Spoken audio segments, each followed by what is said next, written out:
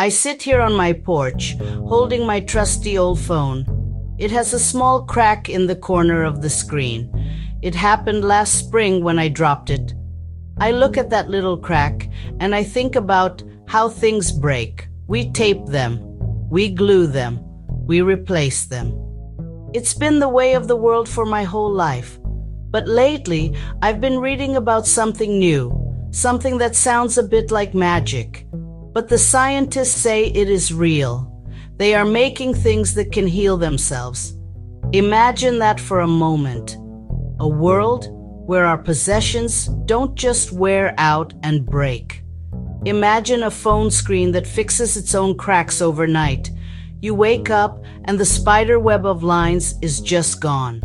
Think about a car that mends its own scratches in the paint. No more worrying about a stray shopping cart in the parking lot.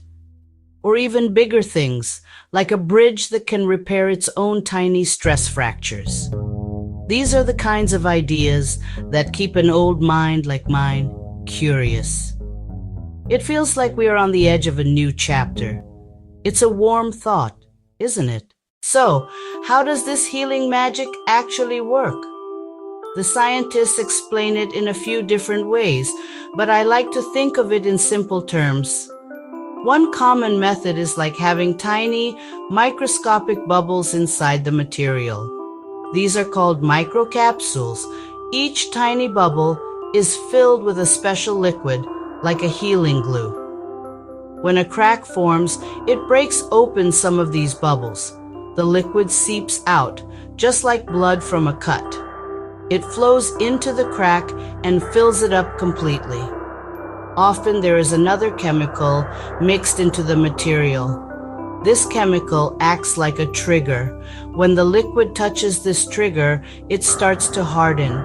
It turns from a liquid into a solid. This newly solid material bonds the two sides of the crack together. It's like having a tiny automatic repair crew on standby. They stop a small crack from growing into a big, dangerous one. Some materials have a special kind of chemistry. Their molecules are like little hands holding each other. If they get pulled apart, they can find each other again. With a little bit of heat or a little bit of light, these molecular hands can reconnect.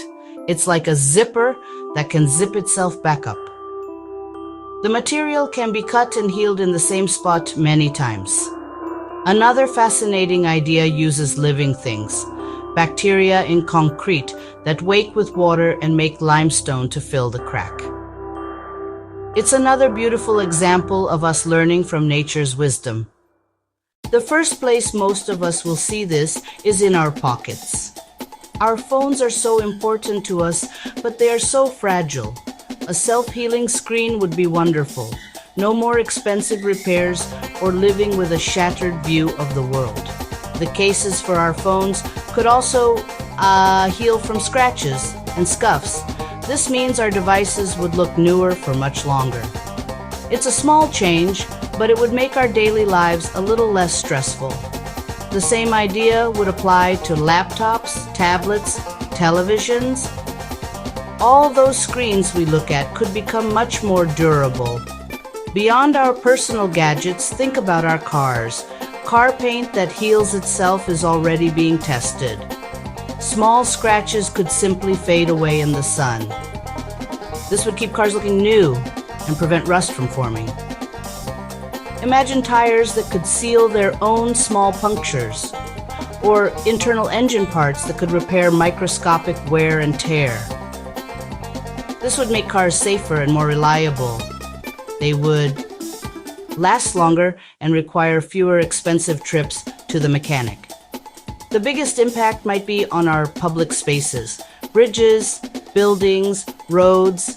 Self-healing concrete could make them last for decades longer. A bridge that can fix its own small cracks is a safer bridge.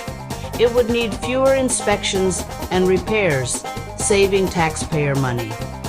Making our infrastructure more resilient is one of the most important things we can do. Even our clothes and medical devices could benefit. If an implant could repair its own wear and tear, it would last a lifetime. Fewer risky surgeries for people. This future is not as far off as it might seem. The journey has already begun in labs and even in some products. A few phone companies are using special screen coatings. Those coatings are not truly self-healing. They can make tiny scratches seem to disappear over time. It's a first, small step that shows companies are taking the idea seriously. In cars, things are further along. Some luxury brands use self-healing paint, a clear coat that, with a little heat, can smooth a light scratch. It's not perfect. It won't fix deep gouges. Scientists made a soft, rubbery material. They cut it in half, pressed it back together, and after hours it had completely healed. It was as strong as before. The material healed itself. Researchers are advancing self-healing concrete, testing panels outdoors, and building small structures. Results look very promising.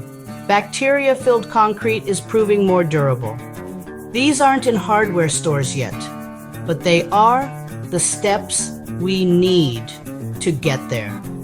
The path from lab to our lives is real. As wonderful as this all sounds, we must walk forward with our eyes open.